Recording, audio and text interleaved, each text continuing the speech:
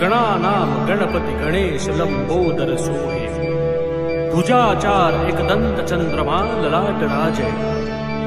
ब्रह्मा विष्णु महेश तालदय धुरपत गावे। अति विचित्र गणनाथ आज मृदंग बजावे। मृदंग बजावे, मृदंग बजावे।